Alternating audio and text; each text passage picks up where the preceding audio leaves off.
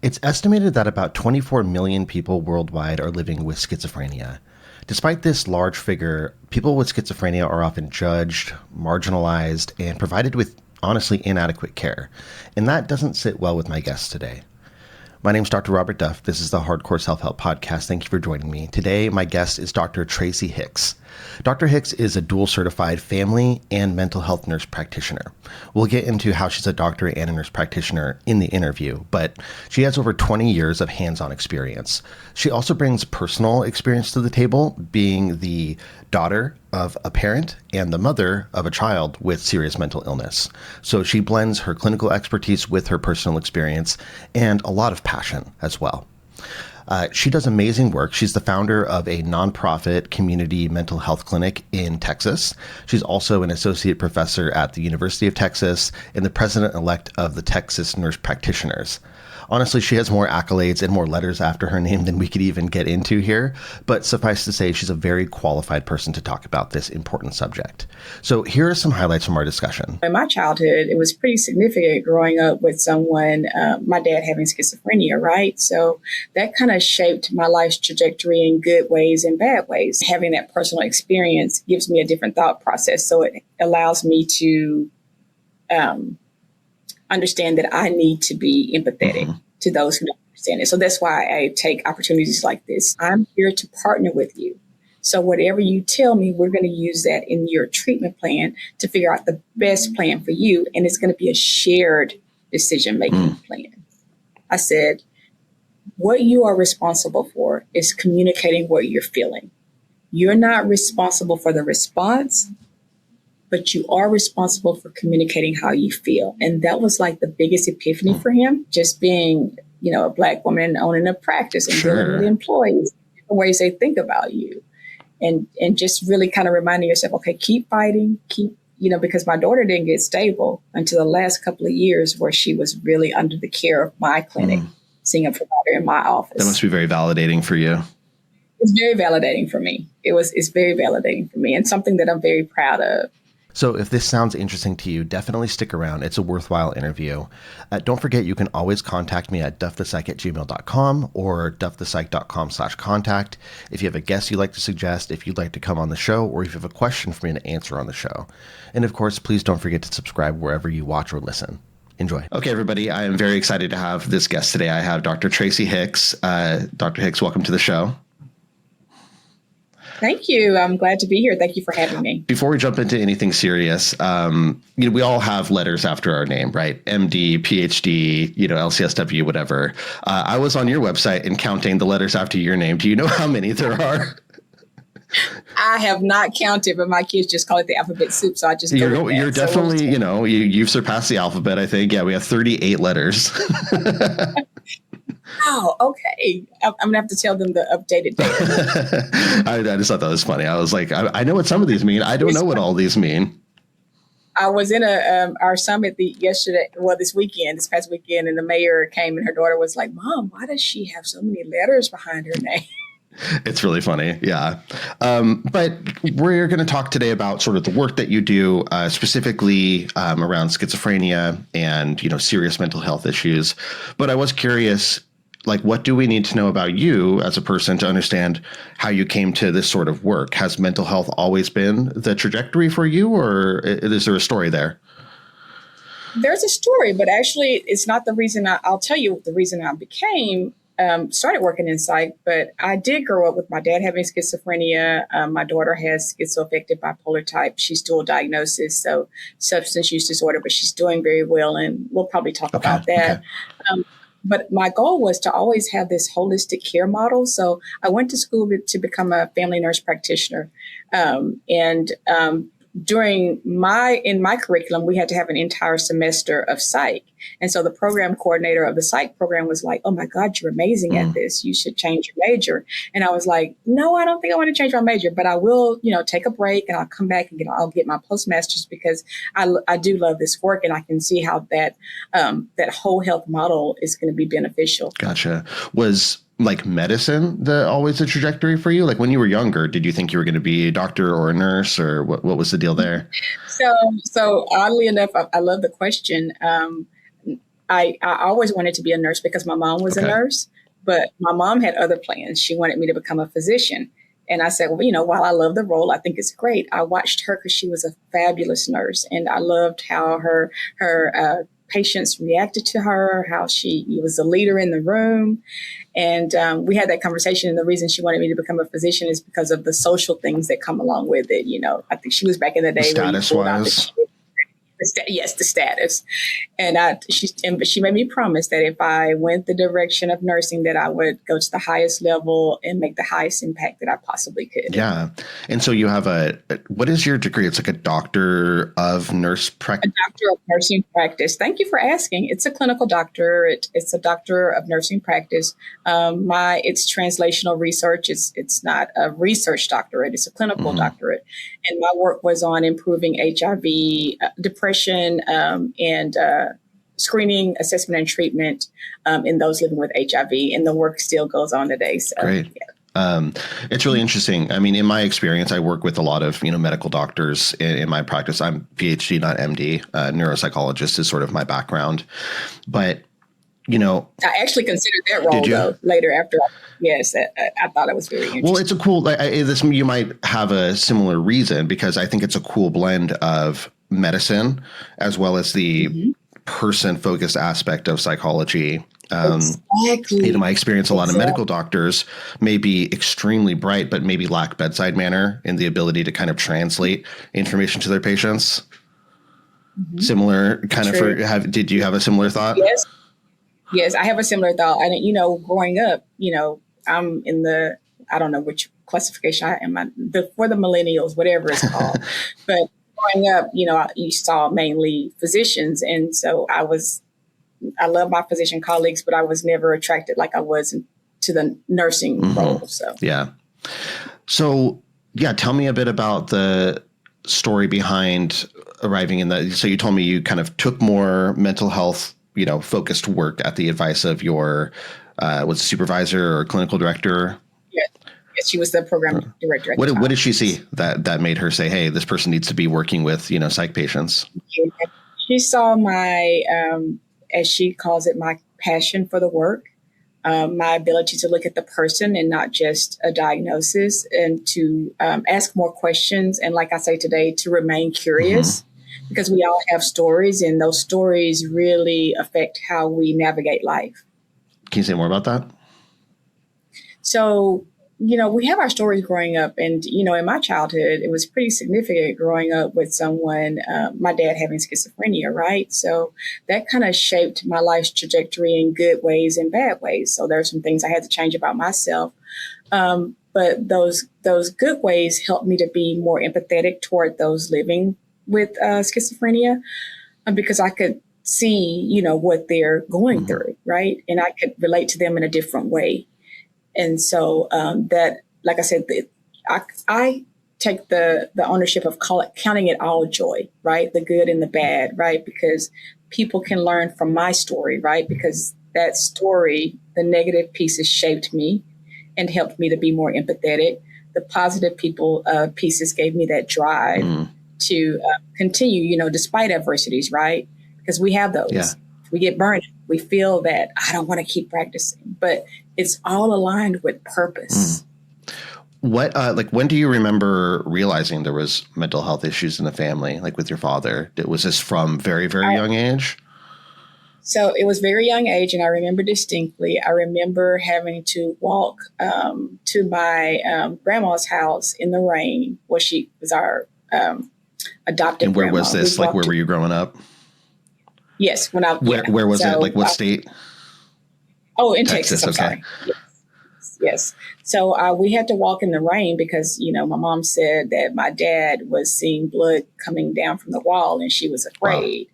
Wow. So that's my distinct memory of I knew it was abnormal, but I didn't know what it was called. And then you hear the talk of your parents talking about, well, he has this diagnosis of schizophrenia and he had his breakthrough, and you kind of try to put the pieces together, but it didn't hit until that semester in school.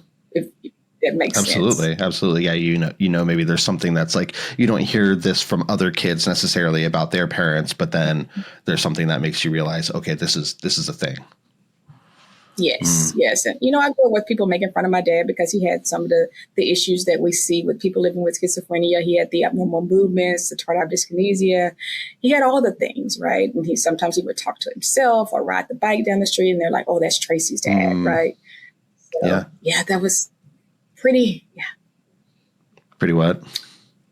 pretty like hard to take in, right? But not knowing, because all I could see growing up was, Tracy's got the weird dad. And so we had to have conversations later on in adulthood where he explained to me that he wished, life would have been better for us. There were times when I felt like, he couldn't protect us, because for me, that's my dad. He should protect us, right? And not realizing that he didn't have the capacity to protect us, right? Yeah. But, I grew up thinking my dad couldn't do certain things for me, but it was because he didn't have the capacity to do those things. And I didn't understand that. Not a lack of desire to do so, but like the inability to do certain things.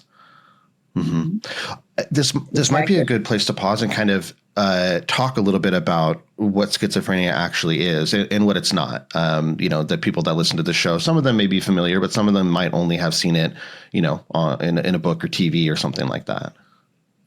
So can you give us a little bit of a primer to what schizophrenia is, what it is not? So I can tell you it's a complex, misunderstood, and deeply personal illness that comes. And I feel like that we see it separate from body illnesses like, high blood pressure and things like that. It's a dysregulation of dopamine in your head. They have perceptions and thoughts that are out of control because of this dysregulation of dopamine. It is a true illness. It's a disease state, but we don't see it that way. Well, I don't say we, I have a different perspective now, but people don't see it that way. They don't see it as a true illness. They see it as a slight or they're not normal, or, it's just, I have a hard time because I have to have empathy for people who don't see it as a disease, right? Not being frustrated at them. Yeah, not being frustrated, right? So again, having that personal experience gives me a different thought process. So it allows me to understand that I need to be empathetic to those who don't understand it. So that's why I take opportunities like this to translate. So it's a dysregulation of dopamine in your head. Just like you don't have adequate blood flow in your body, right, for blood pressure and things like that, cholesterol issues. Schizophrenia is a disease state. Gotcha.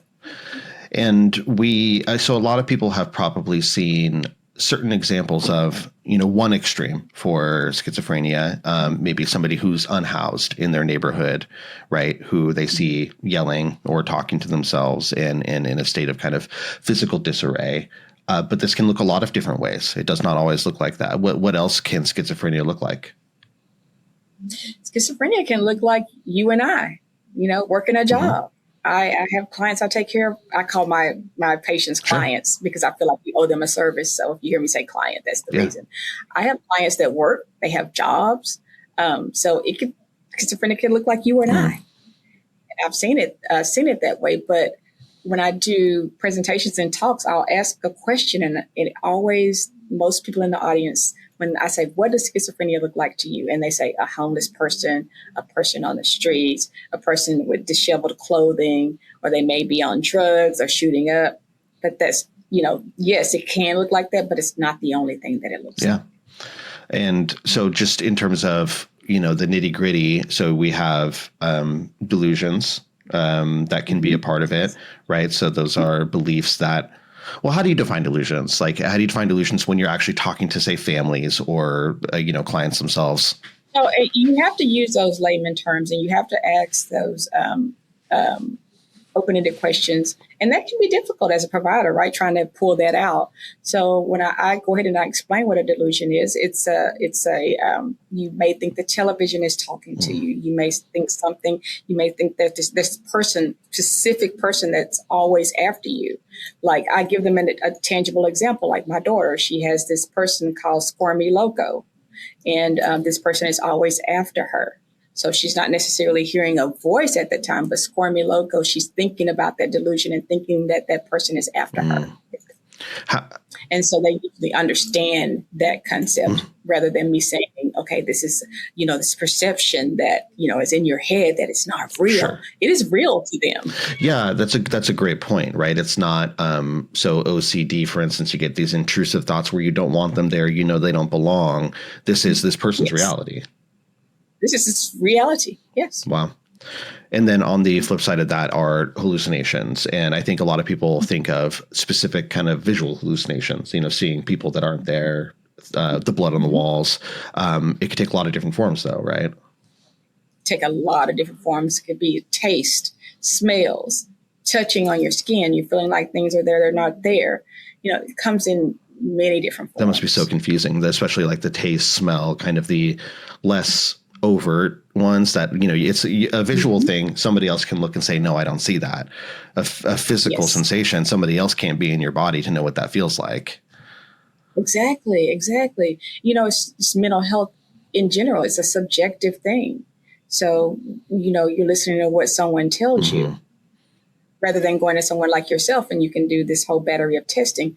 When I'm sitting behind the desk, it's all subjective information. So I have to have empathy and understand that, hey, even though, I'm not seeing these things on the wall, these people are really seeing these things or hearing these things or feeling these things on their skin or having these different tastes. Had a client in my office the other day. She had misophonia, where everything is like heightened sensitivity. Everything is, and she's like, "Oh, you know what that is?" Because when I say that, people are like, "What are you talking about? That's not." She says she's even had providers to tell her that. But we have to remain curious, ask questions, and be open to the things that are, that may seem bizarre to you, but they're real for the people sitting in front of you. Well, they've probably been told overtly or not many times that, they're being dramatic or they're making something up or it's not a real issue that they're having. Yes. Yeah. So sitting down with somebody like yourself is probably kind of a head trip for them, for lack of a better term. It truly is. It truly is. I can't tell you how many times people have said, nobody's ever really asked me that. Nobody has really been concerned about that. And so I can see this like sense of peace, right? And I tell them, I'm not here to judge you. I'm not, I'm not your mom, dad, sister, brother, police, whoever you have encountered to tell you otherwise. I'm here to partner with you. So whatever you tell me, we're going to use that in your treatment plan to figure out the best plan for you. And it's going to be a shared decision-making plan. Beautiful. Well, I think we're establishing that, you come at this from a very, very heartfelt place, which is amazing. Not everybody has a luxury of finding providers like that. So that's awesome. I know I'm jumping around a little bit and we'll zero in. I'll focus at some point, but it's a lot of to cover. You can talk about this for sure. Well, before getting more into that sort of stuff, I just, with your daughter. So you said she also has schizophrenia. How old is she now, if you don't mind sharing? And when did that emerge? She's 35. Okay. She's 35. Yes. When did you realize that was the thing for her? It was really, so we talk about this because she's doing pretty well right now. And she just did an interview and we were talking about those prodromal or things that happen before the actual disease sets in.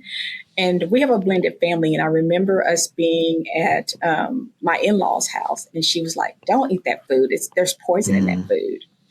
And at that time, she was about 15. So I likened that to she's just being a rebellious teenager. She doesn't like these people. But looking back, she would say things like that from time to time. And we kind of missed that. But she had her actual breakthrough of full on psychosis, delusions, running out in the street. When she entered in college, it was textbook. From I don't work a ton with people with, various, psychotic disorders, but from what I understand, the idea is that there's a predisposition genetically, and then typically there's some sort of activating circumstance or event. Is that still how it's thought of? I would say so. And I would say personally, yes. It's kind of what you're talking about with your daughter, that going to college was sort of that inciting event. It was part of that. There we go. And I think she was with those prodromal features, or the precipitating events before the actual breakthrough. She tried things like marijuana because she was having those thoughts in her head that she wasn't able to really articulate to us. And so it was hard to get a diagnosis because she had tried cannabis. It was people were like, well, she's just having some psychosis because of, the cannabis she's using. And so that really delayed her treatment a long time. It was very frustrating because, as we go on without proper treatment, we lose that brain neuroplasticity. Talk about that. So with her, like I said, going through all those times, different providers who, were hesitant to give her the diagnosis, and probably because she was young, or probably because they felt like I wanted her to have a diagnosis. So there's so many layers to that. I remember a case manager actually thinking that, I wanted to give her this diagnosis because I wanted her to receive disability benefits. I'm going to pause for a moment. Like, is your daughter like Black presenting as well? Okay. Yes. Is that part of it too, you think? You know what? I think it could be. It could be like this thing of, I don't know if it was just Black, but, people that are poor, sure, right? People who don't have anything. But I can say that if I had to say absolutely if I had to pick one, I would say it's because we were Black. I mean, I've been in the Social Security office with her and so many things, and they were like, she's just after her check. And I'm a working woman. I have my own clinic. I've been educated for a long time. But even if you weren't, like, that should, yeah, that sucks. I tell you, we could talk about this all day. Yeah, well, disparities are real, Yeah, it's real. And like I said, all those delays, right? Her brain is steadily deteriorating. As providers, we have to remain curious and not be judgmental, not bring our own biases into the exam room or the office or wherever you're treating. You have to leave that to the side, leave that outside, and remain curious. And don't judge people based on how they look or what you think they are. Look at the person, get to know that person, because it's so important. Absolutely. So what is treatment? What is treatment for schizophrenia? Treatment is starting with the person. Okay. It's not just symptoms, right? You start with the person, because what's that story? What are those pieces? We had a summit this weekend and we were talking about the art of diagnosing, right? It's not about trying to label someone with a disease per se. And I know that's kind of opposite what I was saying, but you really have to get to know that person first, right? And if these people that were treating my daughter, if they had gotten to know her history first, like I spelled out the prodromal, grandfather with schizophrenia, uncle with schizophrenia, you can put those pieces together. On paper, it's pretty clear. It's pretty clear. But when you bring your bias in, then you're going to blind yourself to what's really in front of you. And by doing that, you delay her treatment and you change her trajectory tremendously. Right. Okay. So you start with the person, you get to know their story, their history, their story. Then what? Is it always medication? Is it a variety of approaches? Like what is treatment from your perspective, or what is the best? So I would say dealing with schizophrenia, you really have to have that hard conversation. And this is what I tell people in my office. I say, my goal is for you not to be married to medication, right? But if we need medication, we have to understand that we need it. So let's get you started on some type of treatment. Because again, I explained to them the whole, like we talked about earlier, what schizophrenia is, how it can present, what it does to your brain. I said, let's go ahead and get you started on something, but let's look at 3 to 6 months down the line. Let's look at coming off this medication. And if you do well, That's great. We keep you off the medication. But if you don't, that means that you just need medication just like you would if you had diabetes, hypertension, or any other disease. And they usually love that response. Yeah. That's because it gives them a choice. For sure. That, in my experience, that's one of the hardest elements of, kind of getting that starting point, right? Because there's people have a lot of reason to be suspicious of care providers or kind of pseudo authority figures in their community. And if they're, deep into, say, a delusional thought pattern, again, that's their reality. Who are you to tell them otherwise? And so they may not think they need to be treated. You're the one that's, saying things that don't make any sense. So yes. How do you, there must be an art to finding that entry point. There is an art to it. And it's really, it sounds simple, but it's not, depends on your purpose and why you're in the profession, right? But building a rapport, I've seen providers that are not able to do that and they don't have any interest in doing that. But if you don't build a relationship and a rapport with that person and respect them and meet them where they are, they're not going to trust you to do anything. And I always explain that my job is to keep you safe. That is why I'm here. That is my purpose for being here. And they tend to understand that I'm not, coming to them in a paternalistic way, right? I'm not trying to control them and tell them what to do. We're making a decision together. And by giving them choices, right? You're coming down 3-6 months down the line. Let's look at decreasing your medication and let's see what happens. But we're going to do it with this plan. Where are you usually encountering people in their journey? Like, is it, after, say, they wind up in the ER, or are people finding you kind of as a first line? Like, where do you encounter people? There's a mix of both. Okay. And, and I can tell you that I live in a smaller area, and we have a local mental health authority that people are so used to having in the area. And sometimes some people don't like going to the local mental health authority, but it's been so difficult to find my place here. But people are finding me because I'm doing things like this. We just held our mental health summit. So just educating about what we have to offer, because again, when people are used to, the same services in a certain area, it's hard for someone new to come in. So we're getting more of a mix now of early episodes, some late episode. If I had to pick what we get the most of, it would be late episode where they've had multiple treatments. Okay. Nothing's really sticking. They're having a hard time.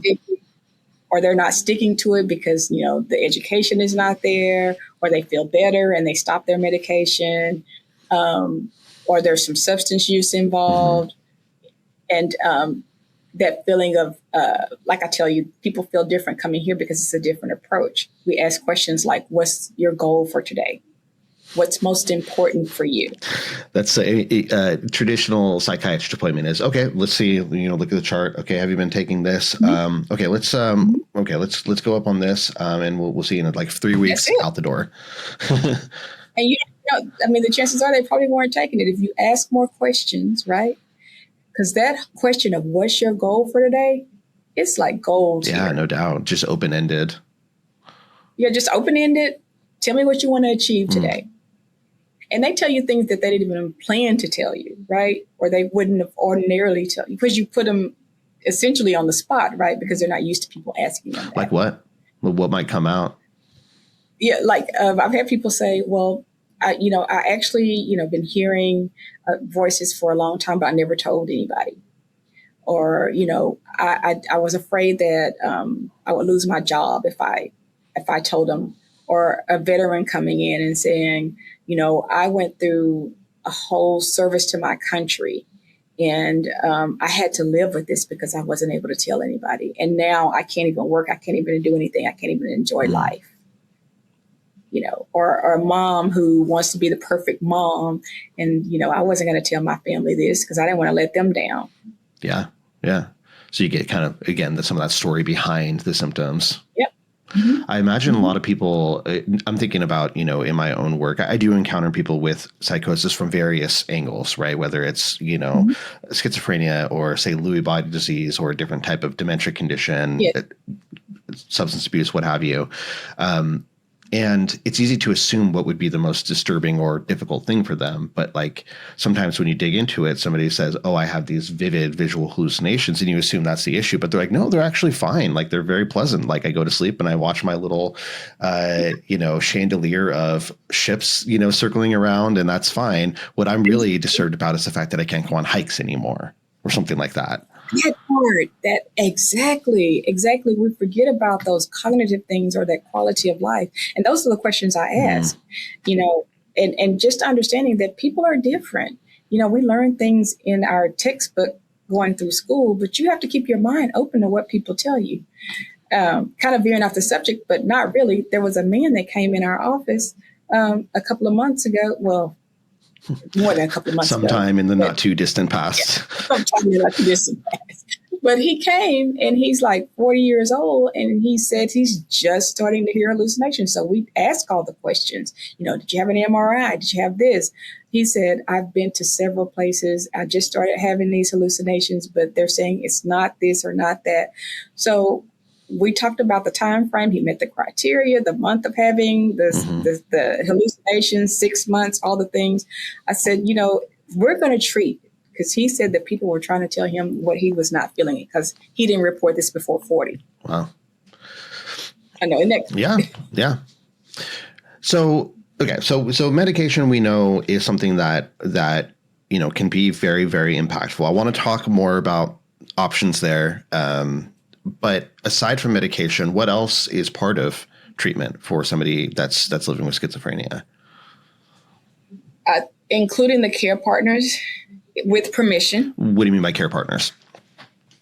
The people that are living with them, the people that they're navigating life with.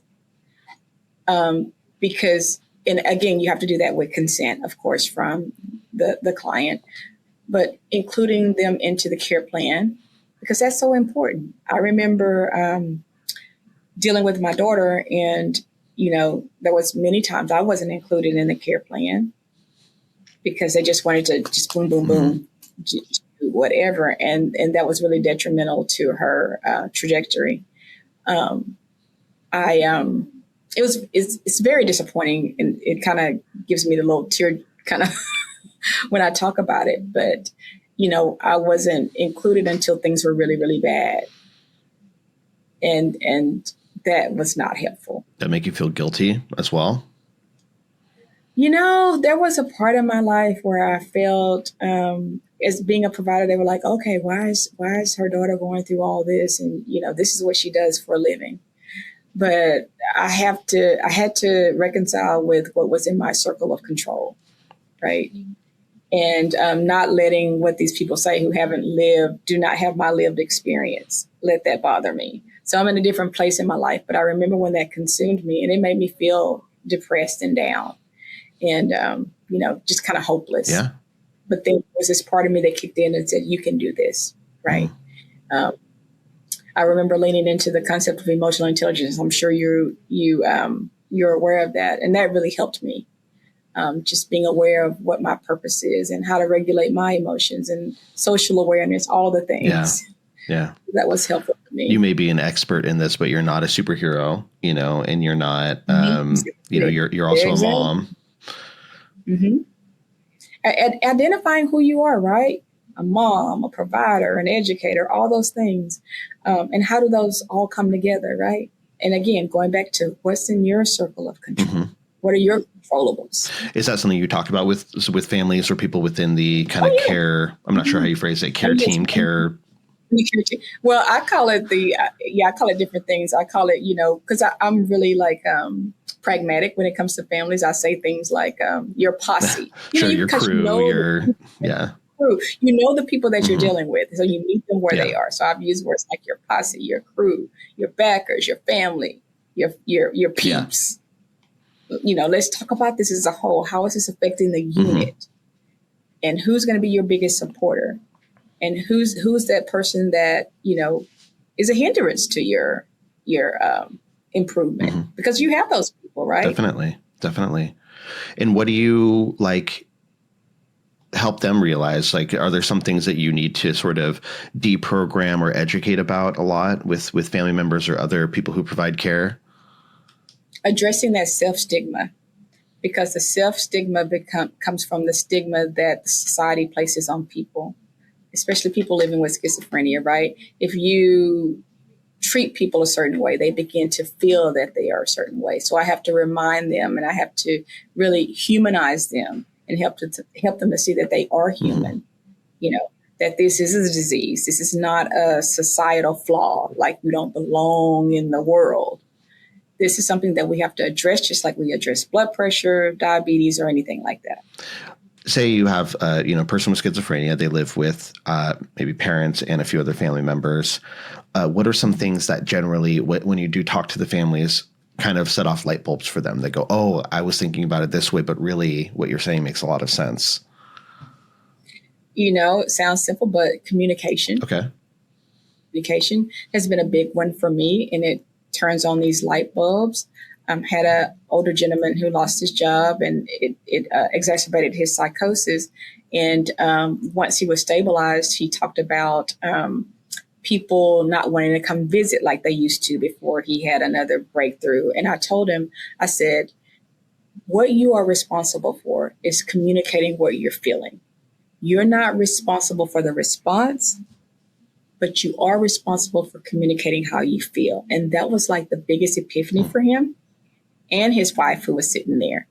And they said, you're right. I wish someone had told me this a long time ago. Because the longer you don't communicate how you're feeling or how you interpret it, the way someone's acting or talking to you, the more you internalize that. I mean, that applies to so many things, right? And why should this be any different, right? If you're making assumptions about your romantic partner and not talking to them about it and then treating them differently for that reason, that's difficult in any circumstance. But if within the context of schizophrenia, if that's supercharged by a certain thought pattern, then that just elevates all of that, and communicating could still lessen the impact of that. Exactly. And then you talk about how neurotransmitters work, right? You talk about the pieces in their brain and help them connect the dots. It's like, hey, your amygdala, you're the HPA. That's where you store all those memories. And when you do that, all those bad memories are there. And then that's affecting your brain and how it works. So you put those two together, and then they understand, like, oh, I wish someone had explained that to me. Right. We don't just throw out words where I think something is going wrong with your amygdala or this, that, and the other, and you don't put it together and tie those, put those puzzle pieces together for them. It is complex, but you can explain it in a humanizing way. You can explain it in a humanizing way. So I'm going to give you that information, but I'm also going to bring that story to life for you so you can connect. Yeah.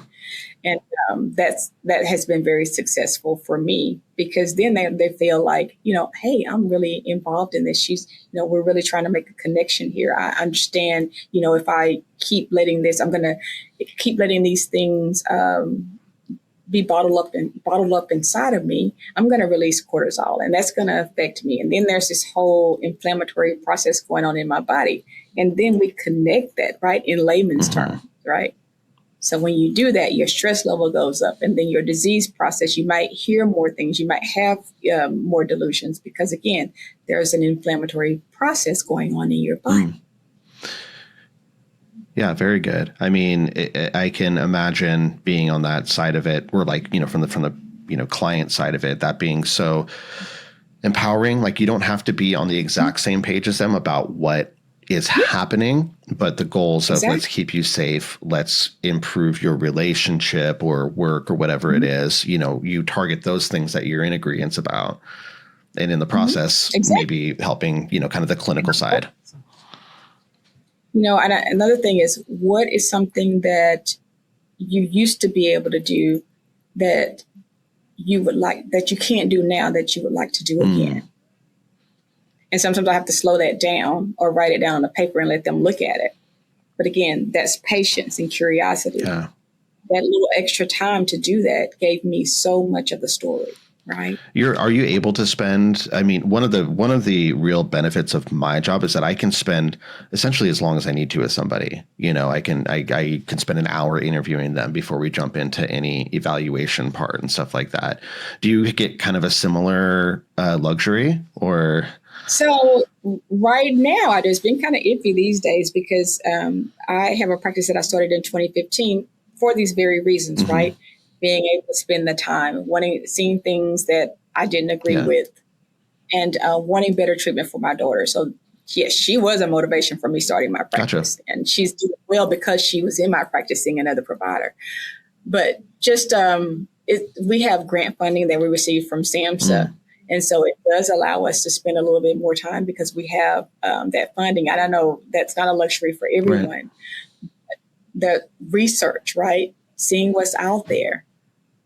That's how we were able to have that luxury to spend a little more time. So I just wanted to make that clear because what kind of office do you have? Right. Yeah. I mean, it can be tough when you're navigating, say, insurance or, whatever limitations. So you work in community mental health and you're just backed up and it's not really your choice. But I feel like there's always a way to slow down a little bit there's always a way.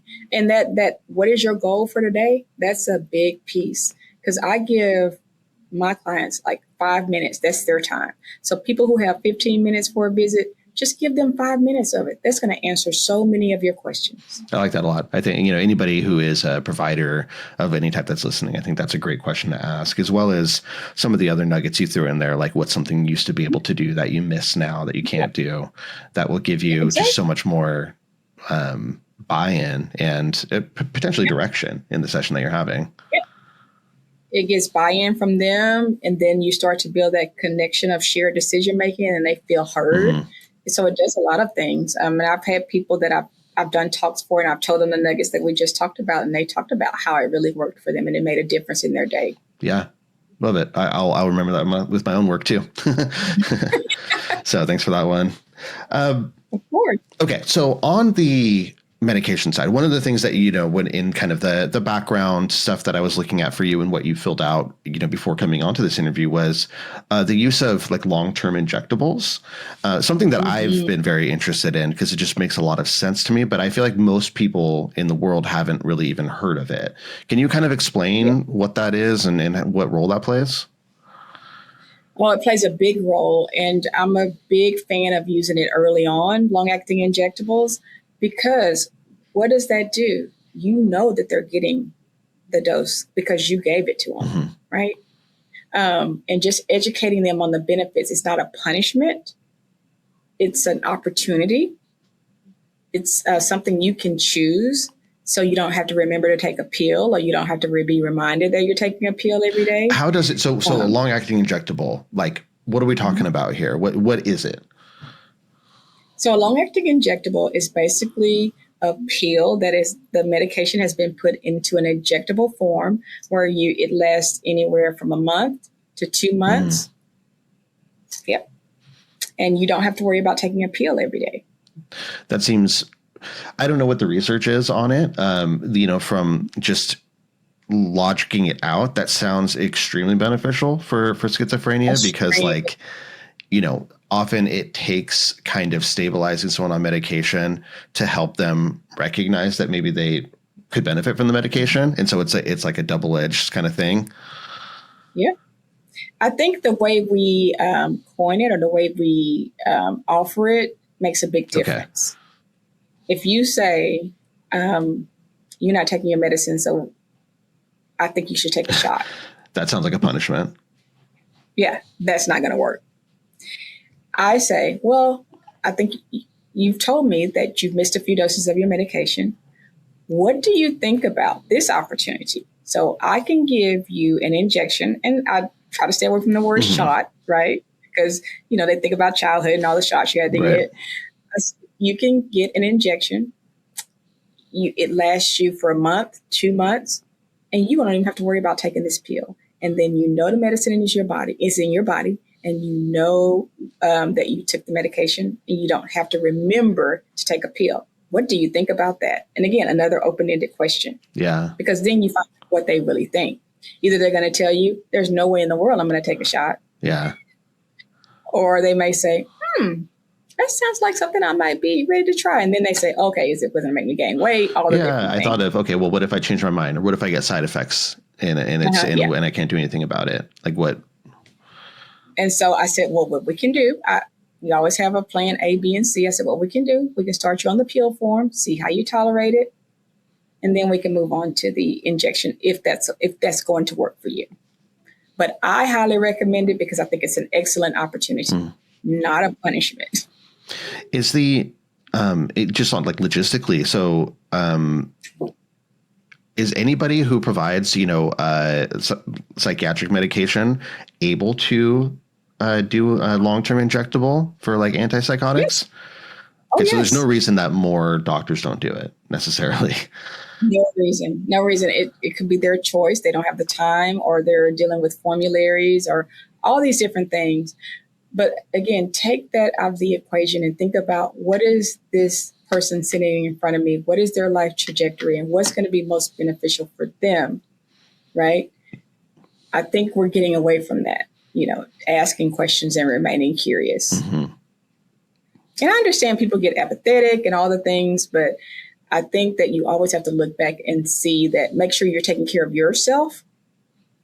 Yeah. Because when you're not taking care of yourself, you're not going to make really good decisions for the people who are under your care. Sure. And continuing to, like you said, be curious, that includes educating yourself, right? So educating yourself is a must. Yeah. Some people they have their certain set of treatments that they're comfortable with, and they don't want to veer outside of that box. But you're doing people an injustice when you don't look and see if there are better treatments or better options out there for the people you serve. And I say that word serve because that's what we're doing. We're offering a service, and people forget that the people sitting in front of you are the reason you have the job. Yeah. And then that way it becomes a partnership, not like you on high sort of administering, cures to people. All fours to say, you do this, you do that, you do this. It's no, we're going to talk about this. We're going to do this together. Mm-hmm. Is there anything, let me ask this. This is kind of a broad question, but I'm curious. How has the way you think of schizophrenia and its treatment changed in the time that you've been working with people?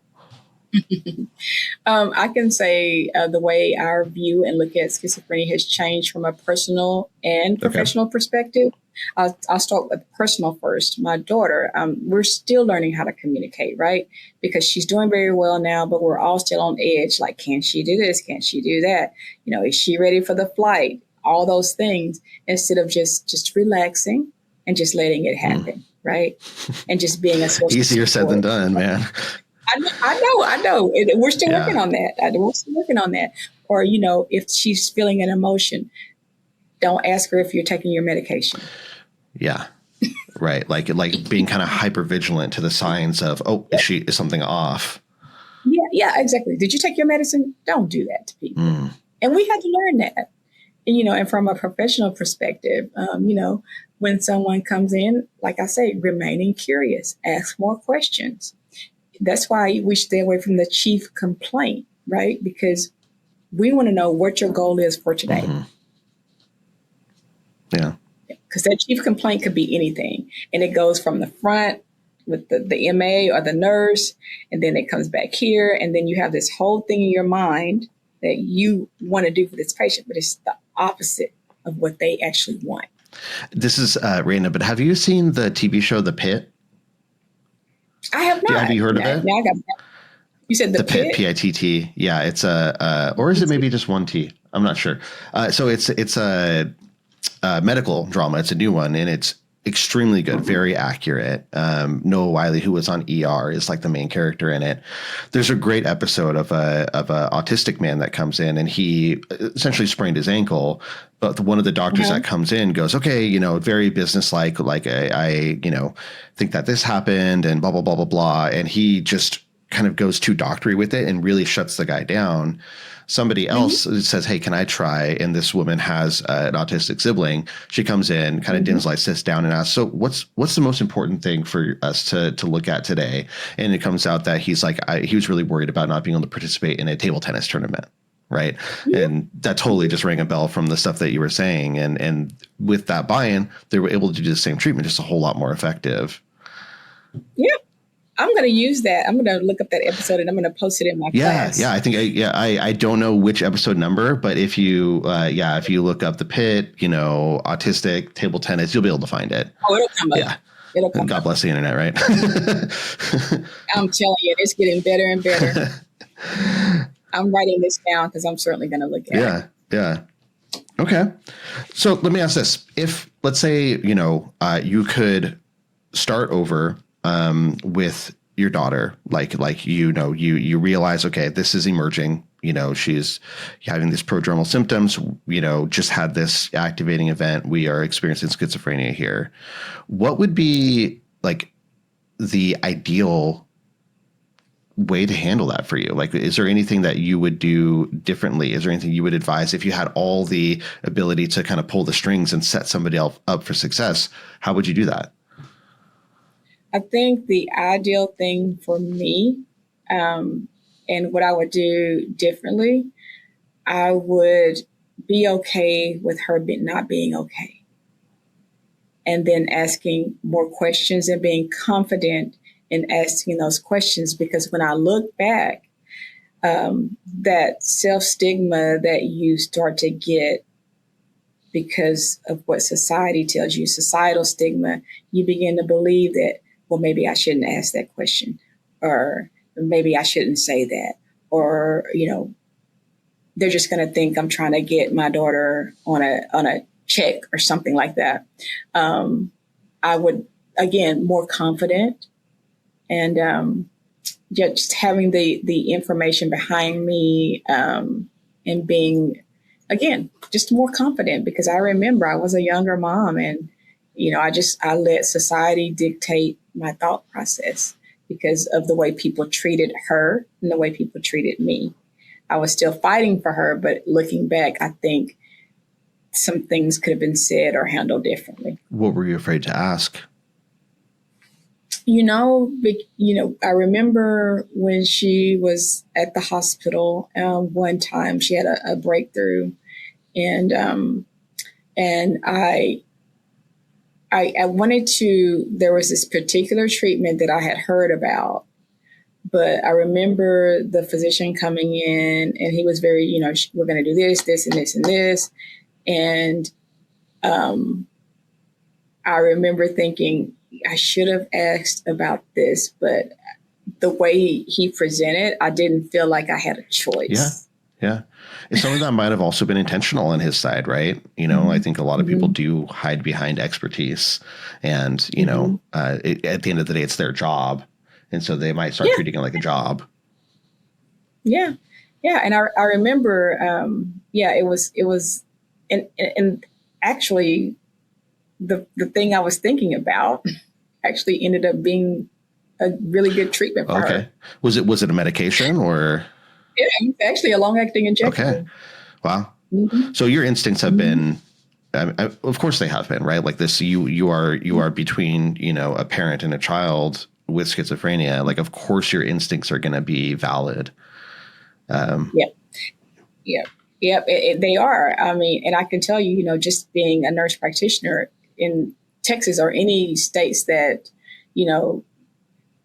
again, I want to first say I have a great respect for my physician colleagues, but I think treating providers different when they're doing the same thing, that's also a hindrance in care too, because sometimes nurse practitioners can't make decisions or, depending on what physician they're working with, they can't make decisions because that's not what that physician is comfortable with. Sure.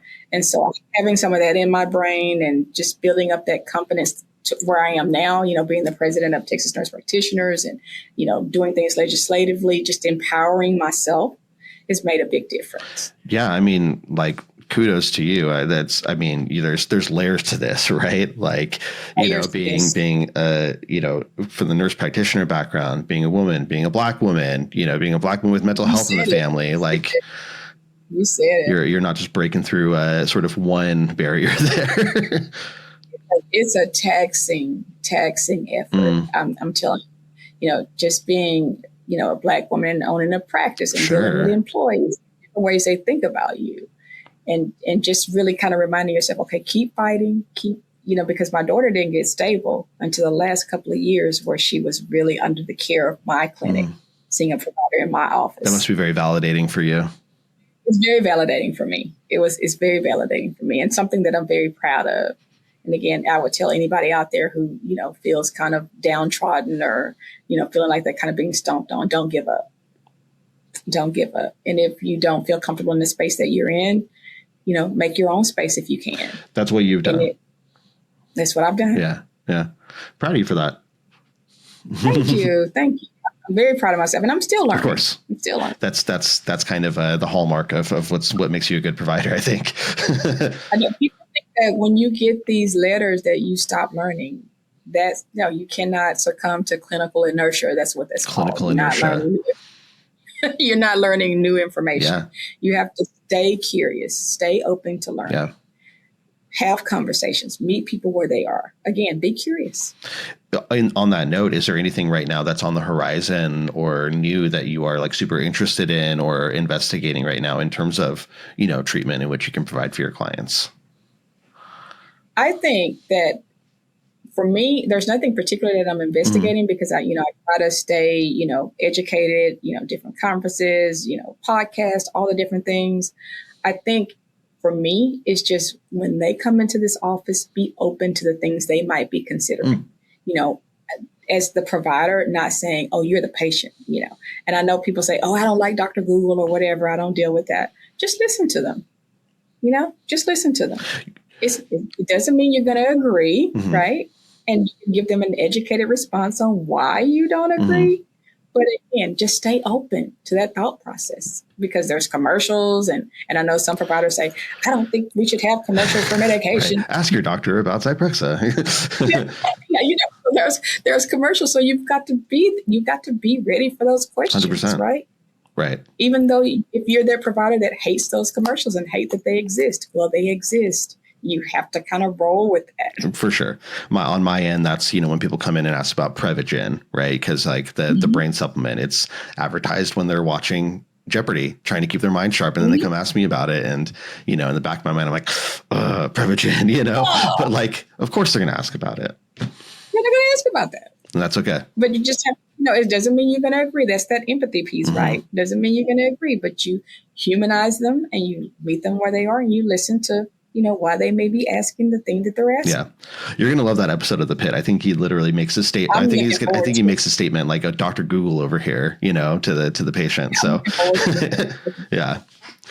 I guess, in kind of starting to wrap up a little bit, I would like to hear more about the advice that you have for caregivers, for family members, for people within that, inner circle of the person. You made reference to like taking care of themselves. I'd like to hear a little bit more about that. Like, what do those people need to hear? So those people need to hear that it's okay not to be okay. It's okay not to know everything. I think patience is a big thing, right? Patience is a big thing. Understanding what the person needs. I don't know all the nomenclature for love languages, but what makes that person tick, right? Sometimes you don't need to be talking to them. You just need to be there. And sometimes they want you to talk. Just ask questions and what do you need from me right now? But also understand what you can control and what you cannot control.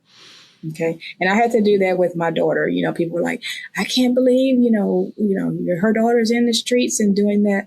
I always tell my daughter, I'm rocking and rolling with you as long as you're rocking and rolling. I know you can have boundaries and it's okay. And letting them know that you're there.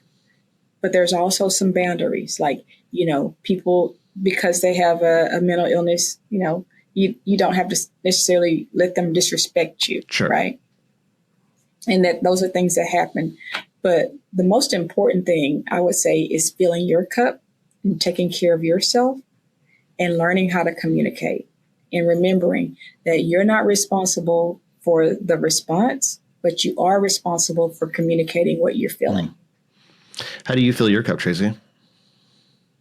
I fill my cup by doing things that I love, or sometimes I have my days that I just do nothing. Couch rot.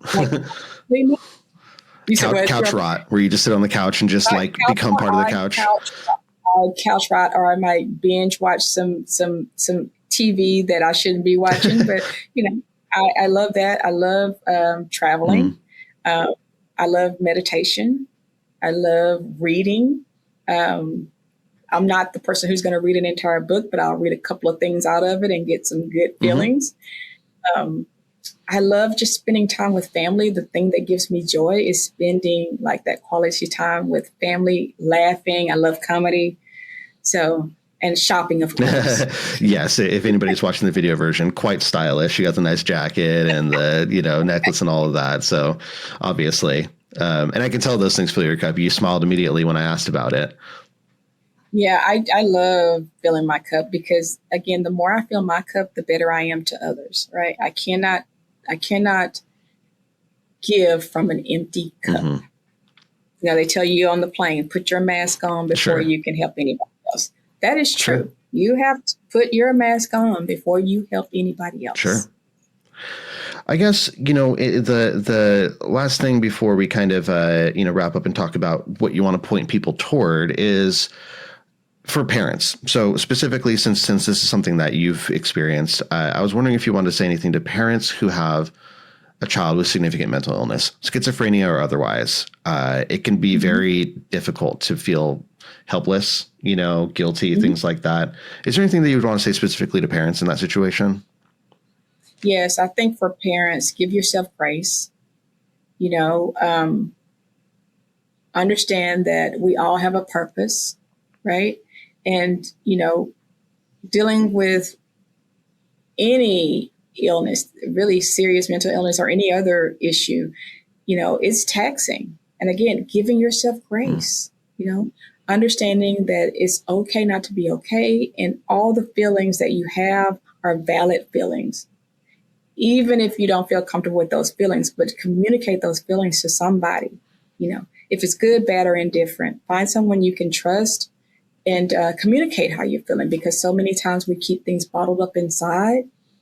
And when we do that, it puts more stress on our body, and it decreases our likelihood for health, right? Because when we are stressed, we're not healthy. But again, going back to giving yourself grace, it's okay not to be okay. And for those who feel like they don't have people they can trust, again, you have to remain curious, because there's somebody out there, support groups like NAMI, 988, use those resources, because there is that person out there that says, yeah, you're saying find somebody you can trust. If you don't have that person, there's 988, there's NAMI, different resources that you can use. There's SAMHSA, the Substance Abuse and Mental Health Administration Services. Reach out. Someone is out there going through what you're going through. Yeah, we can touch base after this too and try to include some resources in the links, the description and stuff, if you have some things you could point people toward for NAMI, other support groups like that. But yeah, absolutely. Yeah, thank you for that. Is there anything else that we didn't get a chance to touch on that you want to talk about before we, start to close up here?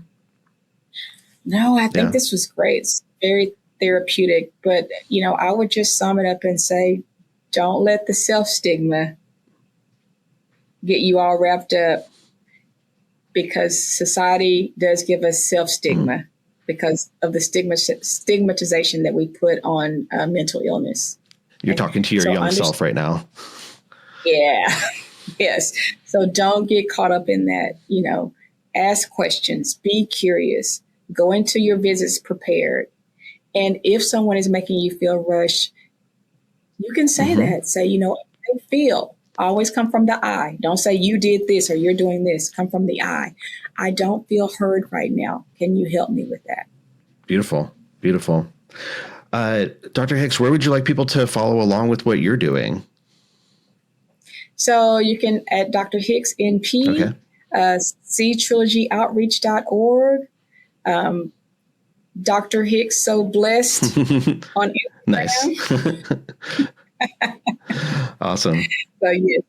Well, feel free to reach out. It's been a really good time talking to you. I appreciate your time, and I think people will, especially people with any sort of personal connection to this, will get a lot out of the episode. Well, thank you. And it was a pleasure to be here. I really appreciate the time today. Very therapeutic.